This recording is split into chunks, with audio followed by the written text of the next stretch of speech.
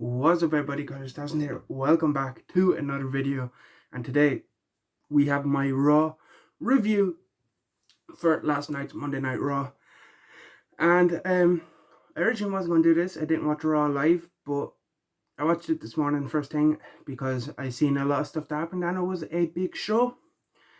And it's the first Raw back with a crowd. I did it for the first SmackDown back. I may as well do it for the first Raw as well, a review. Because yeah, this probably won't be a weekly thing. Yeah, if you watched my videos before, you probably know that I don't normally watch Raw because I haven't really been enjoying Raw recently. But this show was actually surprisingly, well, maybe not surprisingly, because they were obviously going to go all out for the first crowd show back. But yeah, this was actually a decent show. It kind of had that Raw after WrestleMania feel. A lot of big things happening, a lot of surprises. So yeah, it had that bit of like the Raw after Mania feel to it. So yeah, it was a decent show. But before I actually get into the show, I want to say, if you haven't already, please hit the like button, hit the subscribe button, and let me know what you thought Monday Night Raw in the comment section below. So yeah, the show opens up with John Cena cutting a promo, basically calling out Roman Reigns for his SummerSlam, calling him an asshole and all that stuff. Riddle then comes out and him and Cena just go bro to each other for about 2 minutes. Yeah, good opening segment. As I said in my Money in the Bank review, I'm actually interested in seeing a versus Roman. I think they will have a few back and forth promos. Of course, Roman's on SmackDown, so he wasn't at Raw, as it should be. I wonder if Cena will show up on SmackDown. Kind of makes sense that Cena, he's kind of like a free agent. I don't think he was ever drafted anywhere, so it kind of makes sense that Cena can show up on Raw and on SmackDown. If he's not like a part of the active roster, but I don't want to see Roman like showing up on Raw. I would like to see Cena on SmackDown so we can get that back and forth with Roman eventually, which they probably will do. They won't build it to this match without having them at least on the same brand for the build up a couple of times. But yeah, Cena was probably just on Raw to pop the rating. Because yeah, they announced it like as soon as he came back, Cena's on Raw tomorrow. So yeah, this is probably just a quick pop the rating and to start the build going to Cena and Reigns. And was it, your typical John Cena promo. The stuff with Riddle wasn't really anything special, probably just like give Riddle the rub, being in the ring, interacting with Cena. But yeah, then the Viking Raiders and Riddle teamed up to face AJ Styles, Almost, and John Morrison. Of course, the Viking Raiders and Riddle got the win here. There's a couple of good spots. AJ did the dive to the outside where he's thrown by Almost again. Riddle uses the dripstick. He took it off the Miz, used it on Almost and gave it back to Miz. So when Almost turned around, he thought it was the Miz. Miz tries to back away in the wheelchair. AJ and Morrison trying to stop him. Almost throws Morrison back into the ring, gets hit with the Viking experience. 1, 2, 3. Raiders get the victory. And again, nothing really special there, just your typical 6-man, your TV 6-man, just to kind of like continue things along, kind of continuing on the Almost and Styles versus the Viking Raiders feud. Jackson Riker then beats Elias in a symphony of destruction match. It's your typical gimmicky WWE match where they like have instruments around the ringside. They've done this before, I believe, with Braun and Elias. So yeah, not really much to talk about here. Like there's a spine buster on a piano, like a suplex or something onto like some box, which led to Riker getting the victory. Yeah, not really special there. Backstage segment then, Sonya Deville and Adam Pearce with Mansoor and Ali, telling them that they'll be teaming up. Mustafa Ali, of course, kind of hesitant to team up with Mansoor, but they'll be teaming up next week. Shamo then comes in, of course, Sheamus, the United States champion, comes in complaining about having to face Humberto Carrillo again after beating him, I think it was last week he said. But yeah, Humberto versus Sheamus will take place later on because last week Sheamus attacked Humberto before the match, and that's why Humberto was given another shot. Charlotte then cuts a promo and Rhea Ripley interrupts, and then Sonya Deville and Adam Pearce come out to make a match for the main event tonight. And I just want to say, I keep looking down because I'm looking at the like notes that I have on the show. And yeah, very like Charlotte and Rhea promo. As soon as Charlotte came out, and I was like, "Oh, Rhea's gonna come out now, isn't she?" And this endless feud will never end. And then they put a recap of Nikki A.S.H, almost a superhero Nikki, um, of her winning the Money in the Bank right after they announced a main event women's title match. And considering we all know what happens at the end of the show, I found that very interesting. Kind of planting the seed, putting it in people's mind that we could get a cash in. And of course, spoiler alert, if you're watching this review, you probably either already know or want to find out what happened. I might even have it in the thumbnail or the title. Nikki does cash in, but we'll get to that when we get to that. Then Natalya and Tamina face Shayna Baszler and Nia Jax. I'm pretty sure these are the only two teams in the women's tag team division, because everyone else either got fired or split up, or hell, at least one of the people left in the team left. But yeah, just a typical match between these two. Not really to write home about. As I said, they're probably the only two teams in the division. Well, actually, no, because Shotzi and Tegan have come up teaming together. So 2 to 3 teams in the division. Tamina super kicks Shayna Baszler to get the 3 count. Shayna is then kind of complaining, saying to Nia Jax, it's either me or Reginald, pick one, because ever since we started hanging around with Reginald, we've been nothing but losers. So Nia headbutts Reginald and attacks him, and they leave. Then Tozawa comes out getting chased by the 24/7 division, and yeah, runs into the ring, ends up getting attacked by Reginald, who pins him to become the new 24/7 champion. And he does, Reginald does a load of flips to escape. And actually, I do think there could be some good stuff with Reginald as 24/7 champion. Considering, like, just look at the way he escaped Drew Gulak, I feel like they could do some good stuff with him just flipping around the place to get past people. Yeah, the 24/7 title, I feel like hasn't really been doing anything with that recently. So yeah, maybe this leads to them actually starting to do something with that. Sheamus then beats Humberto Carrillo with a brogue kick, just kicks his head off for the 3 count. And this was actually a decent match, a solid TV match, not really to write home about, but for a TV match, this did its job. It was solid. It did, yeah, wasn't anything special, but wasn't anything terrible either. Bobby Lashley open challenge then was answered by the returning Keith Lee. I think they said on commentary this is the first time Keith Lee's been on TV since January. So it's good to see Lee back, being a big fan of him since his independent days. Of course, I met him a couple of times at OTT, really nice guy.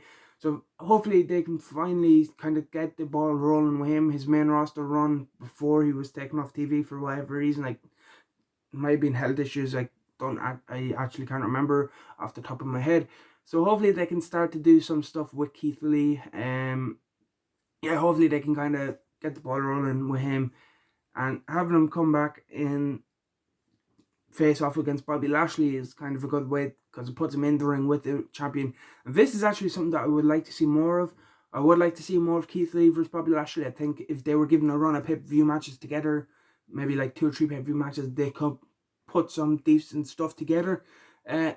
So yeah, but yeah, we're probably not going to get that anytime soon, because out comes Bill Goldberg. Of course, Lashley got the win with the spear after failing to lock in the big Keith Lee in the Hurt Lock.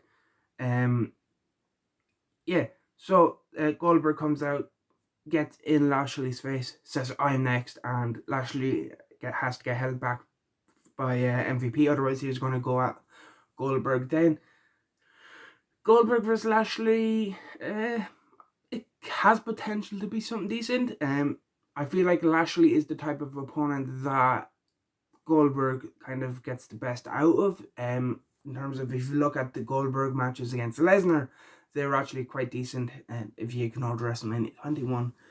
But yeah, they were quite decent. Just haven't been short physical matches against big men. I feel like this could be something good. I'm kind of scared that they will have Goldberg take the belt off Lashley. In my opinion, this should just be Lashley running through Goldberg and becoming the new dominant force. You know, like what Goldberg was, he just running through people. He was the dominant guy. and I feel like Lashley should be Goldberg in like under 5 minutes. But I'm scared WWE will have it the other way around. But we'll have to wait and see. And I don't really know where Goldberg versus Lashley came from. If you were bringing anyone back, why not bring Lesnar back? Why not do Lesnar versus Lashley? Fans have been crying for this matchup for years, and I mean years. I'm pretty sure Lashley has said he wants it. I'm sure this is like the type of match Lesnar would love as well, getting in there MMA guy like Lashley who has had a fight in Bellator. So like, oh, fans have been wanting this Lashley Lesnar match, and why couldn't you just go give Brock what he wants to come back for this match instead of Goldberg?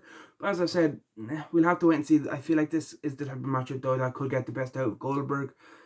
I just don't really want to see, like, I just don't really care about Goldberg. I don't really want to see Goldberg, but yeah, and I know I kind of hypocritical because I was saying I loved Edge. I'm interested in seeing Cena, but like, yeah, I know I never really grew up watching Goldberg. I've never been a big Goldberg fan. Like, growing up, mostly what I've seen of Goldberg was on like DVDs and stuff from like 2003, that era Goldberg. So to me, Goldberg isn't anything that I like look forward to seeing every now and again. But yeah, this could be something decent. Jinder Mahal cuts a promo, then just basically recapping the feud with Drew McIntyre. Yeah, and they like showed videos of highlights and everything that's going on in this feud. Drew comes out, attacks Jinder and what are the names? The two guys that Jinder has recently aligned with. Attacks all three of them with chairs. And yeah, not kind of a non-segment. Karrion Kross debuts, and they were hyping this up throughout the night, playing vignettes, kind of hyping him up as a dominant monster champion. And I'm interested they didn't bring Scarlett Bordeaux up with him. Very intrigued as to why. I can't really imagine Scarlett doing anything else without managing Kross. I'm interested to see what they do with Scarlett now. I feel like they were the perfect package together. So splitting them up, not the right call in my opinion. But yeah, we'll have to kind of wait and see. Maybe they will align Scarlett and Kross. So yeah, maybe they do in the future, but and maybe there is a way of them actually doing it based on what happened, which I'll get into in a minute. Then his opponent was Jeff Hardy, as I'm wearing my Hardy Boys t-shirt for a reason. I think you can kind of see like there. I have a poster on my wall of Jeff Hardy. I've had that for a long time because Jeff Hardy is my favorite wrestler of all time. So for him to come back with no more words, I was doing the Jeff Hardy dance all over this room.